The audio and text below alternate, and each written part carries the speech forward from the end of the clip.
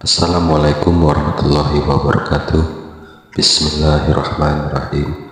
Teman-teman yang ngaji, kali ini kita akan mendengarkan pengajian atau ceramah dari Gus Baha Kiai Haji Ahmad Bahauddin Nur Salim tentang tata cara mengelola hati. Untuk lebih jelasnya, mari kita ikuti dengan seksama ceramah yang akan kita dengarkan bersama-sama kali ini. Bismillahirrahmanirrahim.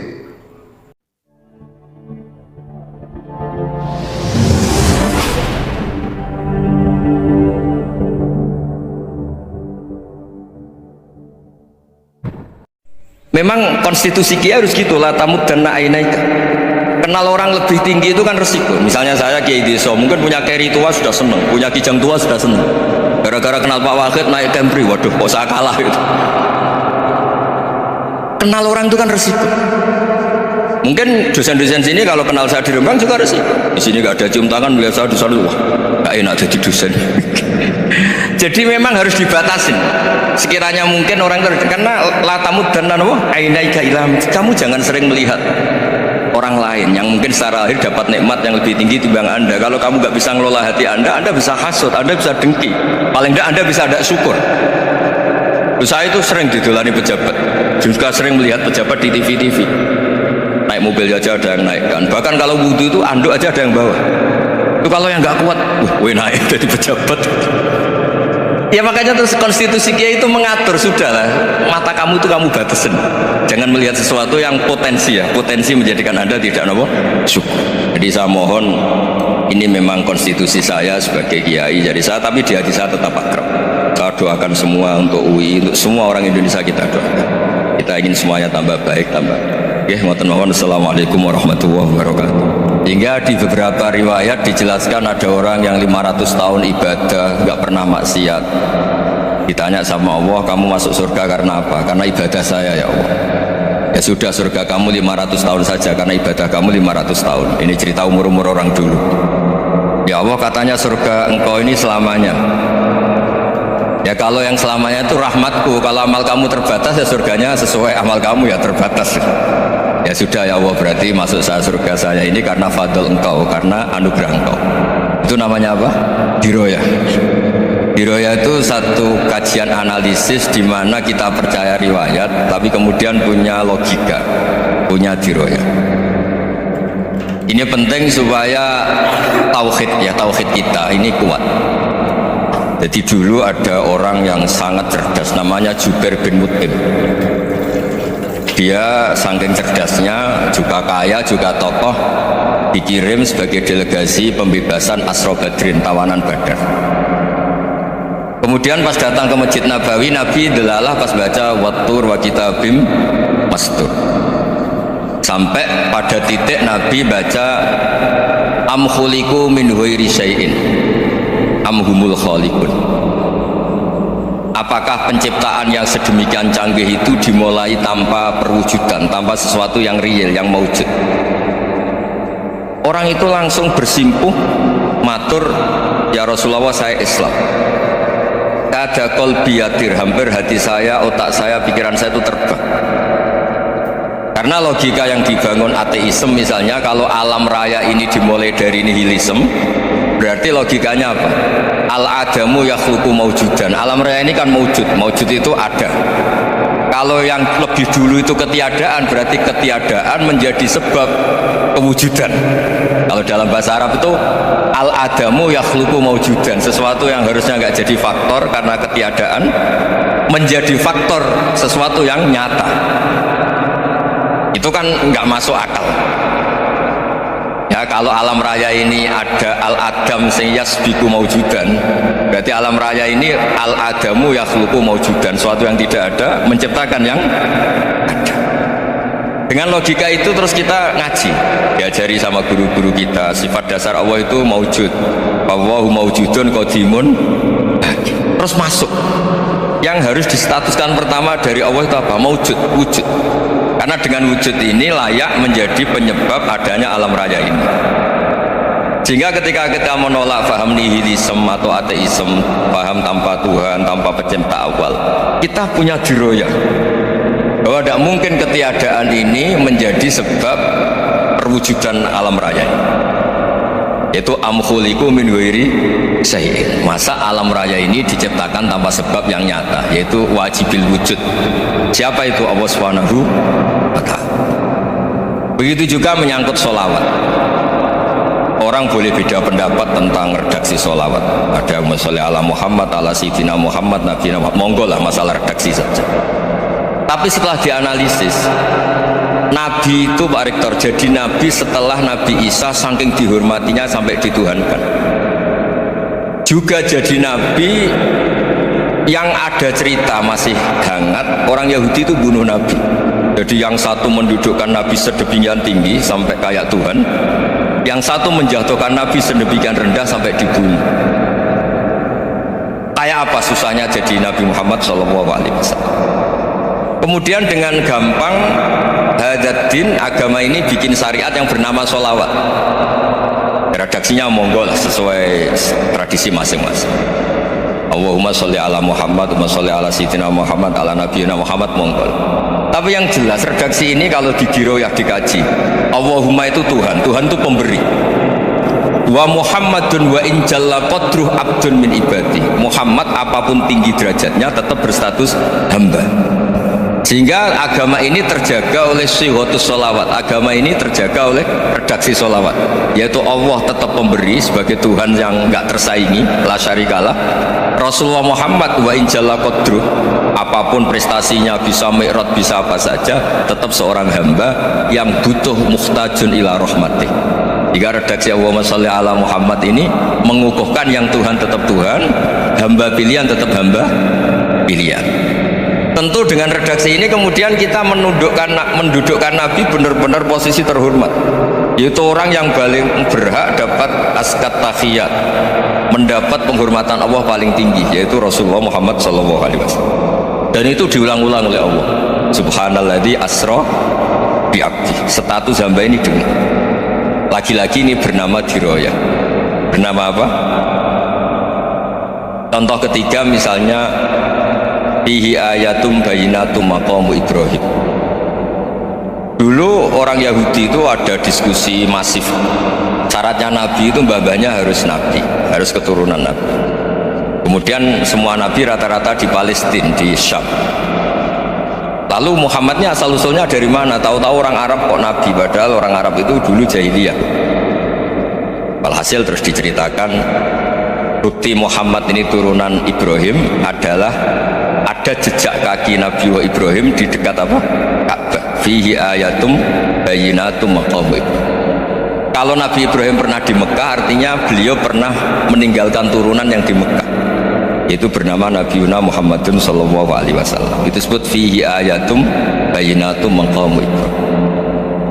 Nah, itu namanya diroyah. Diroyah itu satu perilaku keseharian kita beragama, kemudian tahu logikanya. Yang keempat misalnya mangkana yu'minu billahi wal yaumil akhir falyukrim apa? Jaro. Orang yang iman karena Allah dan Rasul maka memuliakan tetangganya. Andaikan pakai hukum sosial, tentu kalau tetangga kita baik, kita baik. Kalau kurang baik kok kurang penggawean gitu. Tapi dulu itu pernah ada seorang ulama itu dibully ya, dikerjain sama anak muda tetangganya. Pak Kiai datang ke rumah saya, orang ini datang. Kemudian setelah di rumahnya, saya tidak jadi butuh sama Pak Kiai, silahkan pulang. Itu Kiainya senyum menikmati. Dan itu terulang 3 kali.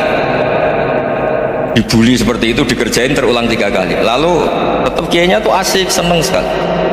Lama-lama muda ini tanya, kenapa engkau tidak tersinggung? Padahal saya kerjain sampai 3 kali, tak undang, terus tak suruh pulang, tak undang, tak suruh pulang.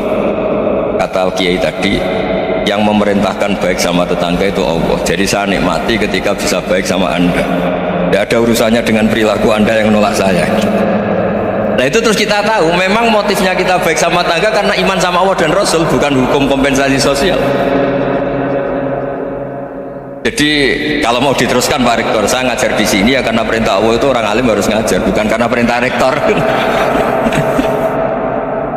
Kalau diteruskan, ya saya mohon juga gitu para dosen, para karyawan di sini, kalau nggak khianat dengan UI itu karena takut sama Allah, jangan takut sama Rektor. Kalau Anda baik juga karena Allah, jangan baik karena apa? Rektor. Bagaimanapun ya semua kita ini makhluk. Makhluk itu la yadurru wa la yanfa. Begitu juga melihat Indonesia. Melihat saya ini kan ikut di UI itu lama sekali, ikut sama Profesor Zaini dari Profesor Zaini nulis tafsir. Mungkin Pak Hersoyo tahu banyak, dulu Pak Lutfi tahu banyak. Tapi saya memang nggak pernah terbuka karena ya memang nggak ingin kondisi ini kondisi darurat. Sehingga saya tahu cara berpikir Profesor Zaini, ya tahu komitmen beliau pada UI, dan pendiri UI memang ya banyak yang dari tokoh NU, Muhammadiyah, dari tokoh-tokoh ormas yang lain memang didirikan banyak orang. Hingga UI memang nggak milik ormas apa tertentu.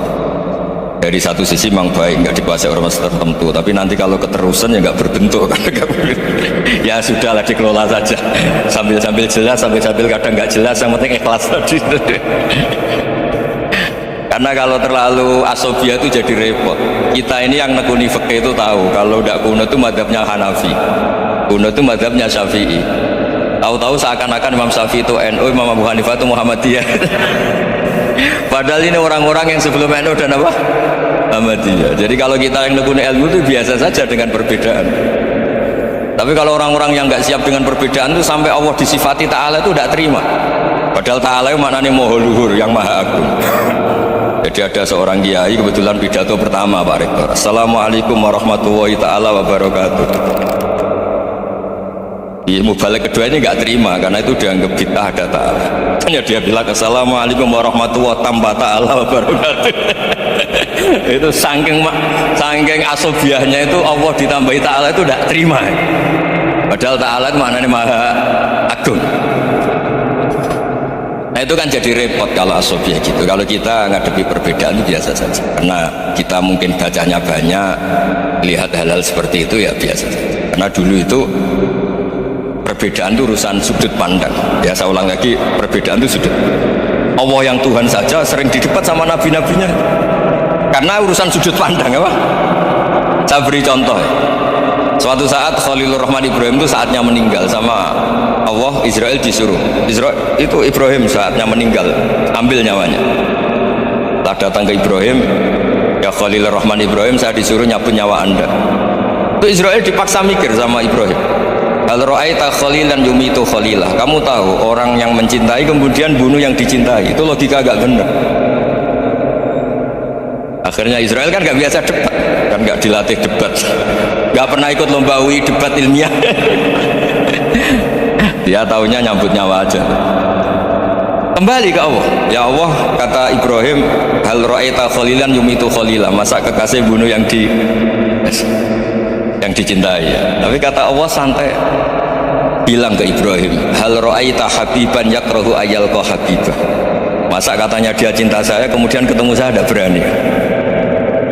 Israel mater lagi, logikanya gini Ibrahim, masa yang dicintai sama yang ketemu yang dicintai gak berani. Ya udah ketemu aja. Katanya yang meninggal itu. Artinya kamu bisa saja GR tidak mati-mati karena merasa dicintai, atau ingin mati karena mencintai. Nah maksud saya dalam hal-hal seperti ini orang UI pasti gak jelas. Katanya cinta Allah suruh mati ya gak mau,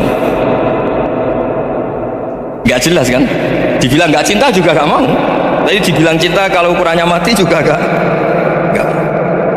Nah, tapi dalam banyak hal gak jelas itu penting Pak. Penting sekali. Buatan buyan, saya beri contoh sekian ilmiah, gak jelas itu penting. Rasulullah SAW itu dalam banyak hal itu disuruh Allah, memang disuruh supaya ngambil sikap seperti itu. Karena Allah itu punya otoritas penuh untuk bikin orang itu baik atau tidak baik. Wahsy itu yang membunuh Sayyid Hamzah, orang paling dicintai Nabi di antara yang dicintai Nabi. Qatalahu Wahsyun, dibunuh oleh Wahsy. Nabi secara basarnya itu gak suka sama Wahsy. Sampai cara lahir ya ingin corong Jawa, ingin masuk nol. Tapi apa kata Allah? Laisa laka minal amri syai'un aw yatuba alaihim aw yu'adzibah. Itu tidak wilayah kamu Muhammad. Malah Wahsy dikasih tobat sama Allah. Khalid bin Walid itu perang Uhud kalah itu karena ide brilian Khalid bin Walid. Pas itu masih panglima kafir, yaitu pura-pura kalah, ghanimah dilepas, sahabat turun, pasukannya naik, walhasil orang Islam kalah. Khalid bin Walid akhirnya juga masuk Islam, orang yang secara basariah Nabi itu gak siap. Kebalikannya juga ada. Sa'labah itu orang sampai gelar hamamatul masjid. Ini pas ngaji mesti ingat salam. Dia di masjid terus. Setiap habis salam tuh lari karena istrinya nyuwun sewu masih berpakaian yang tidak pantas. Kenapa engkau terburu-buru pulang? Pakaian yang dipakai istri saya sekarang saya pakai. Ya pakaian sarung itu kayak Pak Rektor kan fleksibel. Ini khusus mau Ramadan, tidak akan sarungan terus, gak usah khawatir. Jadi ini tadi sudah perjanjian. Saya yang kiai celananan, beliau yang rektor pakai sarung. Jadi iya. Supaya itu barter madhab. Tapi hanya sekali ini aja, bukan. Jadi jangan diharapkan ini jadi tontonan terus menerus. Dan ini barter madhab. Saya sama Profesor Gores juga sering gitu. Saya pakai sarung yang dihadiahi beliau, beliau pakai sarung yang dihadiahi saya. Memang itu tradisi Islam.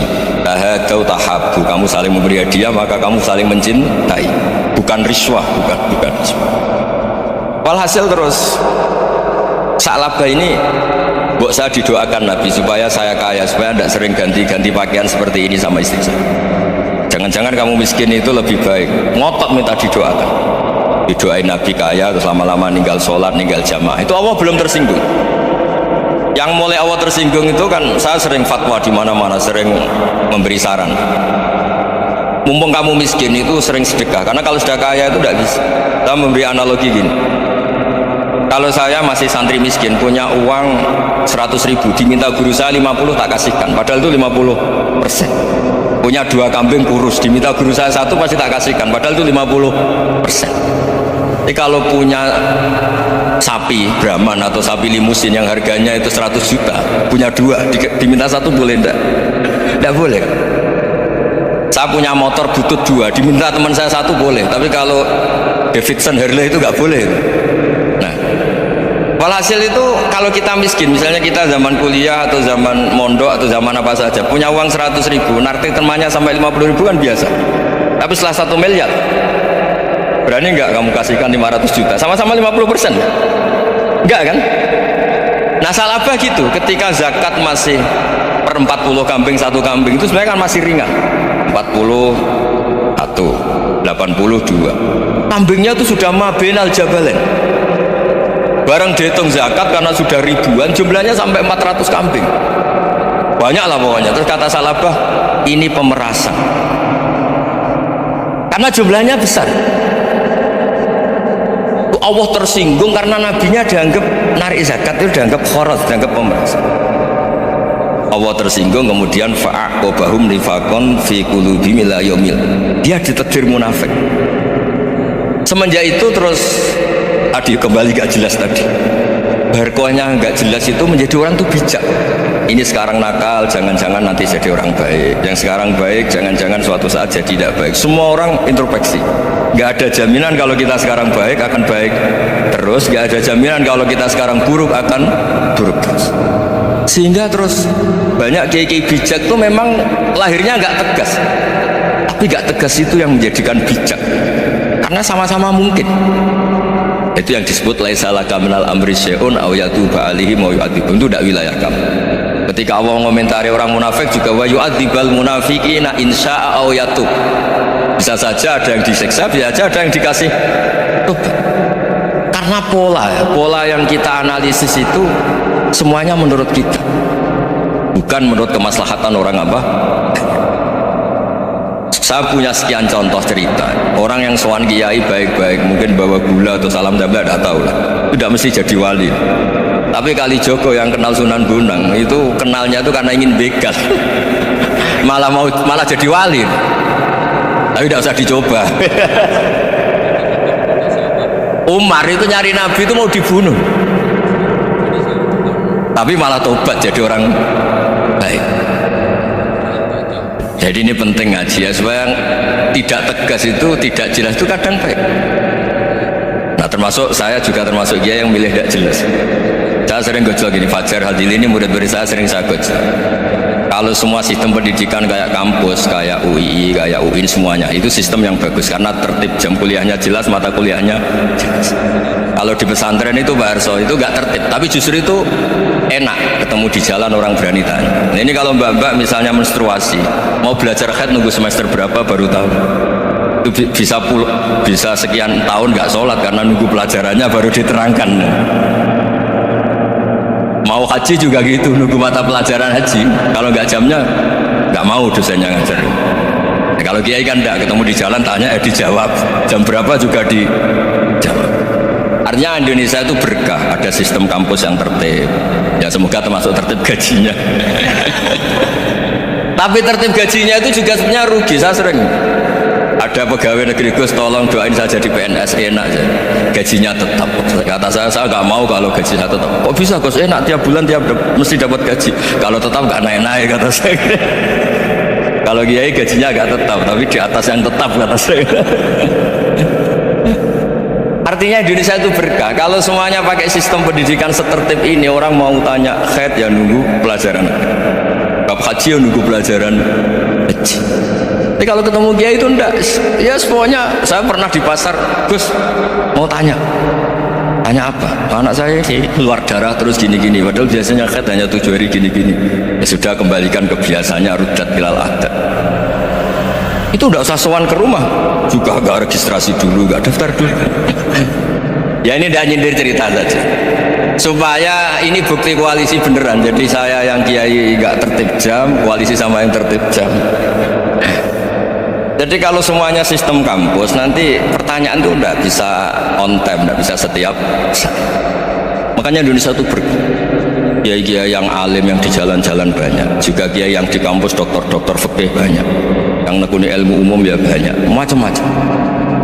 Itu masalah itu kalau saling mengadili itu baru masalah. Misalnya kiai ngeluh nggak enak jadi kiai, tidak punya gaji tetap, yang dosen ngeluh nggak dicium tangannya. Karena memang unik Indonesia. Kalau guru fikih kok dosen itu tetap nggak dicium tangannya. Karena pikirannya anak-anak itu sudah bayar disuruh nyium. Itu kayak di alam sadar tuh gitu. Kalau kiai itu kan anak-anak gak bayar itu, ya opanya cium tangan itu. Makanya kalau kiai tidak keramat bisa mati karena cium tangannya doang bisa mati itu kiainya. Ya ini cerita supaya saling menghormati, saling. Jadi kalau makanya itu pakar-pakar akhlak ya, pakar-pakar etika peradaban itu tertampar betul ketika Nabi urusan ilmu itu mengabaikan itu. Kalau sudah urusan ilmu, misalnya begini, ada urusan ilmu, ada mbak-mbak cantik atau ibu-ibu cantik, itu dalam Islam itu diajarkan jangan sopan-sopan banget. Kata Nabi, karena kekuatan ilmu itu di atas kekuatan akhlak, di atas kekuatan adab. Ya nisa an-nabi lastunna ka ahadim minan nisa, ini taqaitunna fala takhdu'na bil qaul fayatma alladhi fi qalbihi marad. Misalnya ada babak cantik, menarik, kemudian sopan misalnya sama Pak Fajarin sama dosen-dosen, monggo binara. Wah itu bahaya, pikirannya kemana-mana itu. Orang yang imannya pas-pasan, berarti mau. Maksud saya kalau cantik, menarik, ketemu di jalan biarin aja, dosennya mau kemana biarin aja. Gak usah dihormatin. Kalau dihormatin, Pak mau kemana sadarian mau bisa bahaya, tak biarin aja. Kalau tanya, Dek ini alamatnya mana? Cari sendiri Pak. Karena hanya dengan cara itu si Pak dosen ini gak kepikiran. Gak ada orang suka orang kedus itu, gak ada. Tinggal sudah cantik, sopan, wah bisa pikirannya macam-macam. Itu ilmu. Fala takhdu'na bil qaul, kamu jangan terlalu lirih kalau ngomong. Fayatma alladzi fi qalbi maradun, orang yang pikirannya masih kotor pasti berpikir yang negatif. Anda mungkin demi sopan sama dosen Anda, tapi sejauh mana dosen Anda juga berpikir positif? Itu kan uji iman sama uji nyali. Nah, sama pejabat yang sopan sama kiai mungkin punya Alphard, punya Robicon, punya terus bawa uang banyak, terus sama kiai cium tangan hormat. Jangan-jangan kiainya yang pikirannya macam-macam. Ini berarti bisa jadi muhibbin potensial misalnya. Nah, saya ini termasuk kiai yang pengagum ilmu, sehingga saya sama orang yang medit, yang kikir sama saya itu saya senangnya bukan main. Kenapa? Karena kalau orang medit itu gak berhak nuntut. Tapi kalau orang lo mau 1 juta minta surga, 2 juta ya minta apa? Surga. Gus salam tempel 200.000 aja kadang minta surga. Tapi kalau yang kikir-kikir ya sudah salaman tok sudah, nggak minta apa-apa kan dia tahu diri, nggak bayar kok minta. Maksud saya Islam itu luas, dinikmati saja, Pak. Dinikmati saja. Nah itu diroya, maksudnya itu diroya. Diroya itu kamu tahu aturan Islam itu kamu harus yakin khairihi wa syarrihi minallah, semua itu ujian, tapi kemudian dikaji. Makanya saya ini termasuk pengagum Imam Syafi'i. Imam Syafi'i itu dikasih tahu, ada orang yang di depan engkau cium tangan hormat, itu di luar ngomong-ngomong, ngata-ngatain Anda. Imam Syafi'i tertawa-tawa sowan. Loh, ada ini dikata-katain di luar kok. Kok tidak kamu anggap munafik malah tertawa. Berarti saya wibawa, di depan saya nggak berani. Dianggap enteng saja. Dibilangin, sebagian orang kampung sini nggak suka sama engkau. Baguslah, tidak akan pinjam uang sama saya. Di mana-mana orang pinjam minta tolong itu karena seneng. Kalau benci kan enggak. Intinya dianggap enteng saja. Yang terjadi di dunia itu semuanya dianggap enteng saja. Man asa ilaika faqad atlaqaka, yang berburuk sama kamu itu membebaskan kamu. Coba kalau akrab titip ya, misalnya akrab sama Pak Fajar, bilangkan ke Pak Rektor sangkat tuh jadi guru tetap atau apa, kan ribet. Kalau tidak cocok kan nggak minta apa-apa. Makanya hati-hati Pak Rektor sama yang akrab-akrab. Itu dulu saya juga nggak paham. Di antara wasiat Bapak yang sering diulang-ulang tuh itu, suatu saat kamu jadi kiai, ngelola orang nggak seneng tuh gampang, sudah situ orang lain. Tapi kalau ngelola orang nggak orang seneng tuh repot, mintanya aneh-aneh. 100.000 aja minta surga. Hanya teman tenis saja minta naik jabatan. Intinya itu ya sudahlah dikelola. Yang seneng ya berkah, mungkin teman berjuang, teman diskusi. Yang nggak seneng ya berkah, karena ini tidak minta macam-macam, enggak seneng.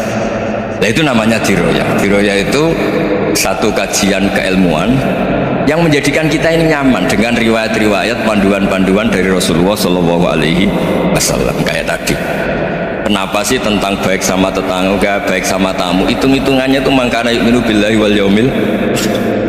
Saya pernah dicium sama orang miskin yang akut miskin betul. Itu tak ajarin, Anda ini lebih hebat ketimbang orang-orang kaya. Misalnya gini, misalnya ada komunitas rektor atau kiai besar. Saya ini kata orang banyak termasuk kiai besar. Mungkin kalau pinjam uang itu karena mau beli mobil, aksesoris mobil, karena kita kiai top atau rektor atau orang-orang top. Kalau sesama orang miskin itu pinjem-pinjemannya itu urusan beras, itu urusan nyawa. Keren mana menyelamatkan nyawa sama aksesoris mobil? Nyawa. Jadi pahala kamu pasti lebih besar. Itu senengnya jadi orang miskin terus keterusan sampai sekarang. Itu lo coba kalau menteri sama menteri, rektor sama rektor, kira-kira pinjamannya apa Pak Arso? Kan kalau mau beli mobil atau mau umroh VIP, pokoknya yang keren-keren. Kalau orang miskin pinjam karena apa? Makan kan? Beras kan? Makanya kalau yang sedang miskin monggo lah kalau ingin terus. Maksud saya Islam itu seenak itu, Islam itu segampang itu. Sudahlah yang sedang miskin ya keren, karena sekali sosial itu urusannya apa? Nyawa. Tapi kalau miskin semua ya Indonesia bisa tutup kan. Ya sudah, yang kaya-kaya itu saya mengatakan Indonesia karena bayar pajak yang menjadikan Indonesia berjalan. Tapi ya dipakai yang benar. Nah begitu seterusnya. Ada kiai miskin cerita ke kita, terus enak jenengan alim, terus punya santri banyak, bisa ngajar di mana-mana. Saya bilang hebat kamu, dia hidup di daerah tertinggal, itu yang diajarkan kan hanya tauhid. Kan nggak mungkin desa tertinggal baca fikih perbandingan madhab, kan nggak mungkin. Kalau yang kayak Pak Fajar, Pak Sadali kan nggak mungkin fikih perbandingan apa madhab, menyorot madhab dunia hukum, kayak engke-engke itu kan nggak. Tapi pertanyaannya, yang menyelamatkan masuk surga itu tauhid apa perbandingan madhab? Tauhid. Ini hanya mengajarkan fardu kifayah, sunat-sunat. Ini Anda mengajarkan fardu ain. Surganya dulu kamu kan. Oh terus senangnya jadi kayak gitu. Karena yang diajarkan apa? Tauhid. Sementara kita yang gaya-gaya ini ajarkan perbandingan apa? Madhab, studi banding ke Al-Azhar kemana-mana. Ini enggak tauhid.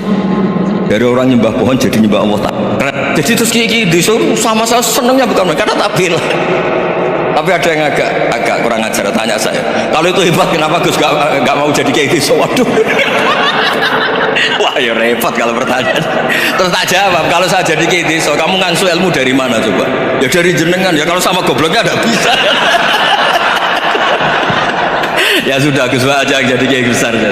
Maksud saya, ya sudahlah kita begini seperti yang saya ajarkan di sini, saya sarankan supaya orang itu tahu. Ini namanya diroyah, apa?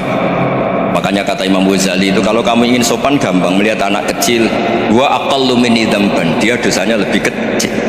Karena masih kecil kan, tentu secara dosa enggak banyak. Kalau melihat orang yang tua, wa aktsaru minni ibadatan, dia tentu ibadahnya lebih banyak karena umurnya lebih banyak. Sehingga terus semua orang lain tuh di depan kita itu ya semua orang lain sama, misalnya Pak ini rektor, Pak Fathul Wahid rektor, tanggung jawabnya lebih banyak, berarti pahalanya lebih banyak. Tapi sama, ketika melihat Nyon Sewu, melihat pegawainya yang secara lahir di bawahnya, ini tanggung jawabnya nggak banyak, pasti salahnya juga. Itu yang diajarkan Rasulullah SAW, sehingga enak. Tapi kalau kita melihat orang lain selalu salahnya, itu pecundang.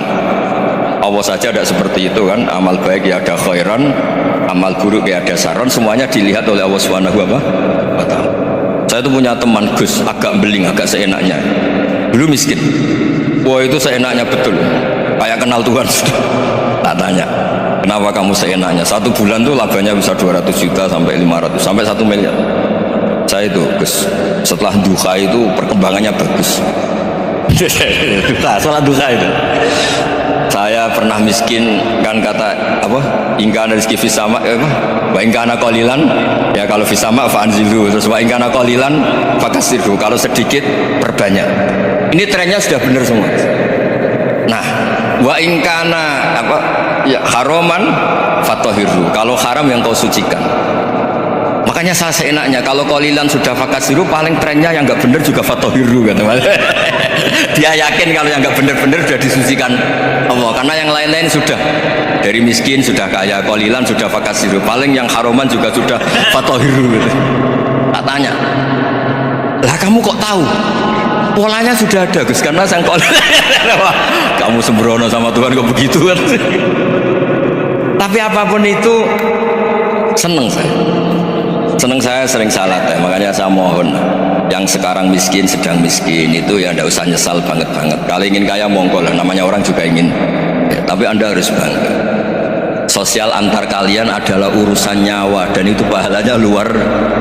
Supaya kita, nah yang kaya-kaya juga boleh GR lah, karena pembayar pajak. Dan itu bisa menyelamatkan apa? Indonesia Raya. Begitu seterusnya.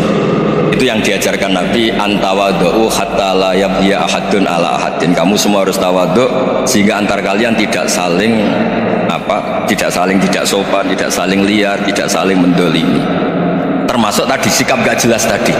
Orang dolim yang sekarang dolim bisa saja tobat, yang sekarang soleh bisa saja nanti. Semuanya itu mungkin. Kita diajari ya muqallibal qulub tsabbit qalbi ala dini. Jadi keliru kalau kita dalam banyak harus tegas, nggak mesti. Al halalu bayyinun wal haramu bayyinun. Tapi ada wa bainahuma umurun mustabihat. Ada yang wilayahnya itu abu-abu.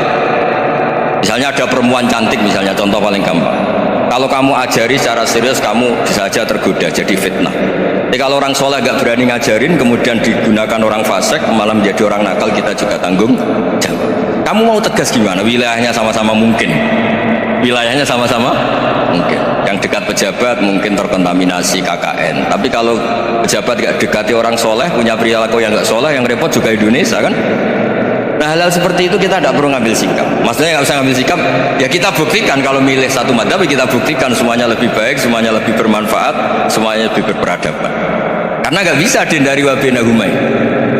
Termasuk nyuwun sewu, saya mohon maaf sama mulai Pak Harso, Pak Lutfi sampai Pak Fathul Wahid. Saya ini termasuk kiai yang nggak suka dekat sama orang-orang top. Bukan karena hasud. Memang konstitusi kiai harus gitu lah, tamud dan na'inaika. Kenal orang lebih tinggi itu kan resiko. Misalnya saya kiai desa, mungkin punya keri tua sudah seneng, punya kijang tua sudah seneng. Gara-gara kenal Pak Wahid naik Kempri, waduh kok saya kalah. Kenal orang, mungkin dosen-dosen sini kalau kenal saya di Rembang juga resiko. Di sini gak ada cium tangan, melihat saya di sana, wah gak enak jadi dosen. Jadi memang harus dibatasin. Sekiranya mungkin orang karena la tamud dan nanawa ainaika ilham, kamu jangan sering melihat orang lain yang mungkin secara akhir dapat nikmat yang lebih tinggi timbang Anda. Kalau kamu nggak bisa ngelola hati Anda bisa hasut, Anda bisa dengki, paling tidak Anda bisa ada. Saya itu sering didolani pejabat, juga sering melihat pejabat di TV naik mobil aja ada yang naikkan, bahkan kalau wudhu itu anduk aja ada yang bawa. Itu kalau yang nggak kuat, wah naik jadi pejabat. Ya makanya terus konstitusi Kiai itu mengatur, sudahlah mata kamu itu kamu batasin, jangan melihat sesuatu yang potensi menjadikan Anda tidak nopo syukur. Jadi saya mohon, ini memang konstitusi saya sebagai Kiai, jadi saya, tapi di hati saya tetap akrab. Saya doakan semua untuk UI, untuk semua orang Indonesia kita doakan. Kita ingin semuanya tambah baik, tambah. Oke, ngoten mawon. Assalamualaikum warahmatullahi wabarakatuh.